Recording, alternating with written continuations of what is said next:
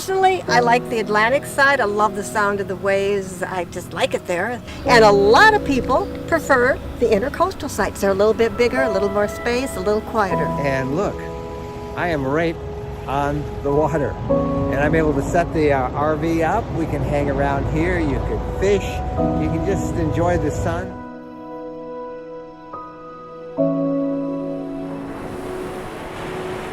If you're lucky, in the very early springtime, you might catch a glimpse of whales just offshore.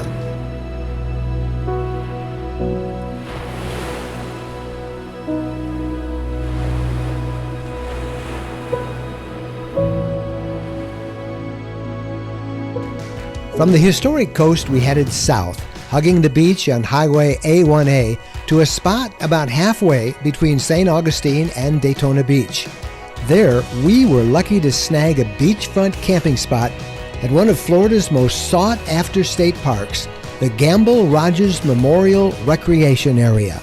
And here is our camping site at Gamble Rogers, and now you know why they are in such high demand. We are just maybe a dozen steps from the Atlantic Ocean. Whether you have to reserve long in advance or whether you stumble upon it like we do, make sure this is on your bucket list. Very nice.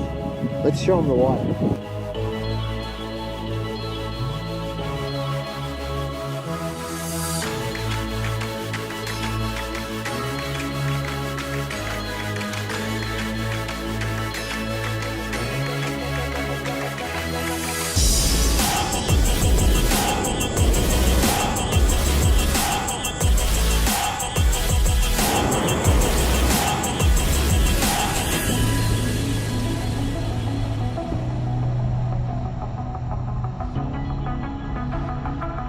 There are 68 campsites at Gamble Rogers, about half on the Atlantic side and the other half are on the intercoastal. Personally, I like the Atlantic side. I love the sound of the waves. I just like it there. And a lot of people prefer the intercoastal sites. They're a little bit bigger, a little more space, a little quieter. The intercoastal waterways are great for kayaking, canoeing, and fishing. There are nature trails that wander all over this park.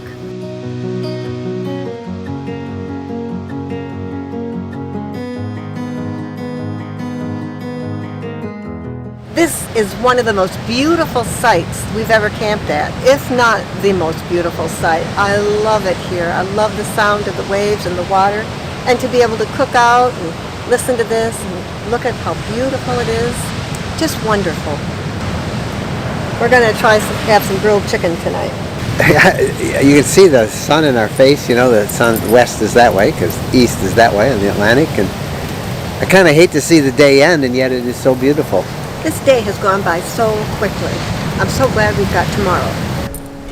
Look what I got. I got to cool this off for you. It's pretty hot. Yeah, I'm not going to eat it. You're licking your chops. Yeah. Okay. Here you go.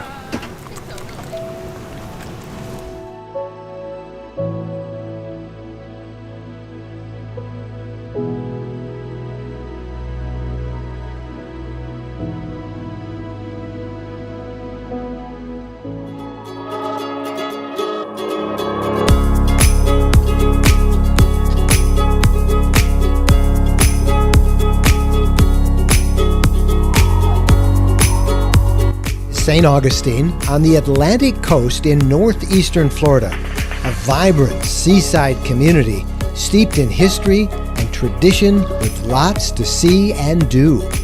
St. Augustine, as the oldest city in the U.S., is located on what is known as Florida's historic coast, and we want to show you some of the many attractions and sights that caught our eye as we explored the area.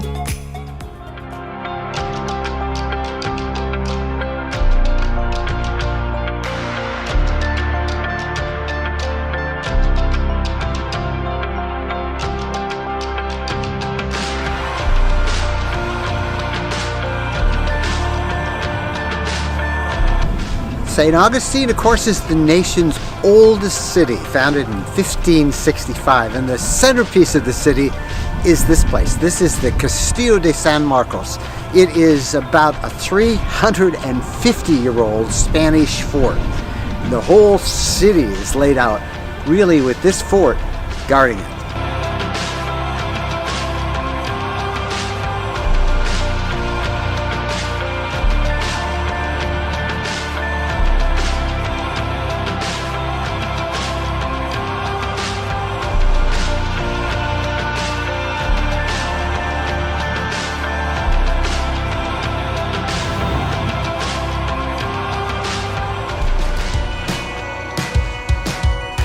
Just across the causeway from downtown St. Augustine is Anastasia Island and the Anastasia Island State Park, where there's a great beach with sand dunes and wide open spaces. If you're lucky, in the very early springtime, you might catch a glimpse of whales just offshore. And onshore, you're pretty much guaranteed to see grass-nibbling tortoises. For RVers, there's a great campground and a gate for nighttime security. Most campgrounds have gates these days. Gates to get in, to get out, maybe an area where the dogs get to go, or even a code to get into the bathroom. Do you ever find yourself forgetting the code for where you are now? Get your cell phone, take a picture of those numbers, and then you're set. Welcome to Apalachicola, the self-proclaimed oyster capital of the world and a center of old Florida culture. It's a wonderful walking town. There are museums, state parks, and so much to see here, with lots of shops, restaurants, and raw bars. The reason Apalachicola has become so famous for oysters has to do with this. This is the Apalachicola River, fresh water. Now the Gulf is of course right out here, and the mixture of fresh and salt water is perfect for growing oysters.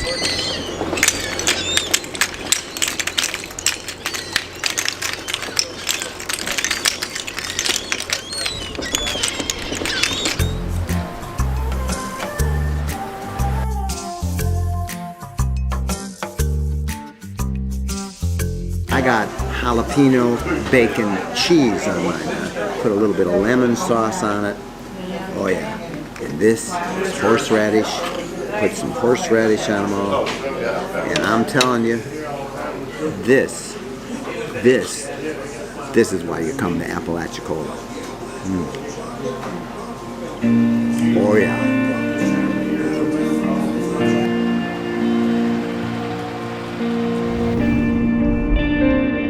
You've arrived at your destination.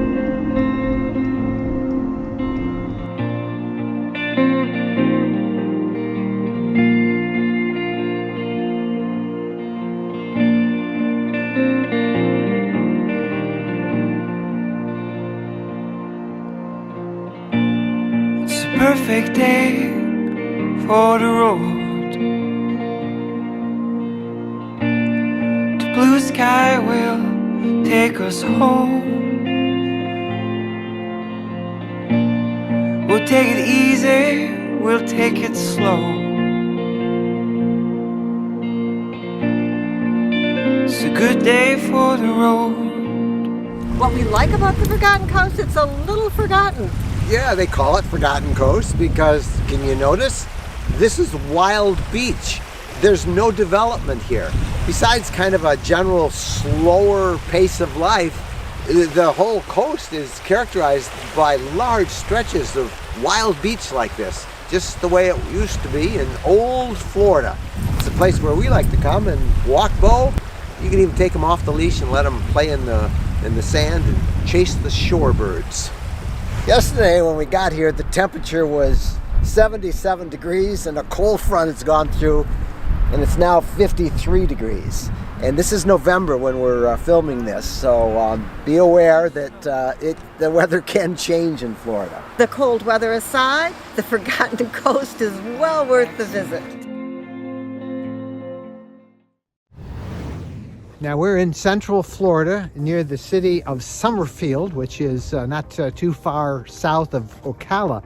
This is Sunkissed RV Park and Resort. They invited us down. I should point out that they're not paying us for this video. They're not sponsoring this in any way. They just invited us to come see this new park, and that's what we're doing. We don't know what to expect. Here's our site, and you can see there's lots of room in the front, the back, and the sides.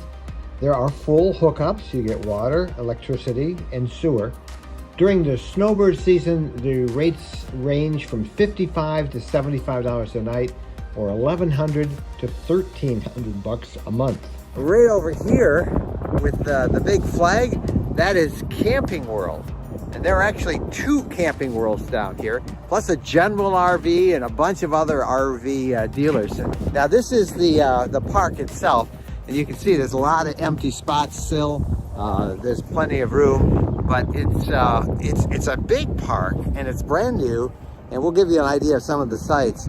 But it is nestled in the midst of a whole bunch of other RV parks and over senior communities. Now the sites are long and they're flat and they're all pavers. See the pavers? It's really nice.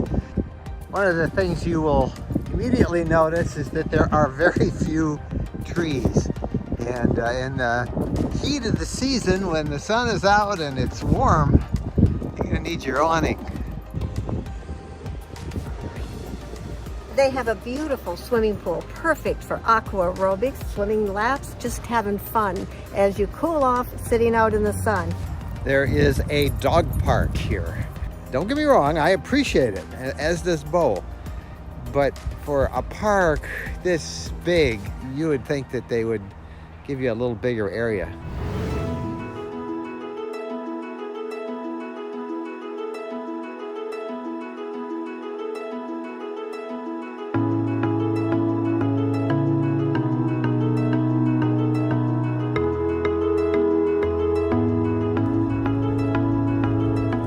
Now the campsites at Fort Wilderness, well, let's just say there are a lot of them. It is a big campground. Over 800, in fact. 800 plus sites, so there are a number of different loops. And this is what you may want to think about renting. A lot of people rent these. They cost about $60 a day, but they make it very easy to get around. There is a bus system. But the bus system is usually crowded and you have to wait. In fact, they say that if you want to get from point A to point B, allow 90 minutes. 90 minutes, so you're on crowded buses. And the campgrounds, well, they are beautiful. There's lots of space in the campgrounds.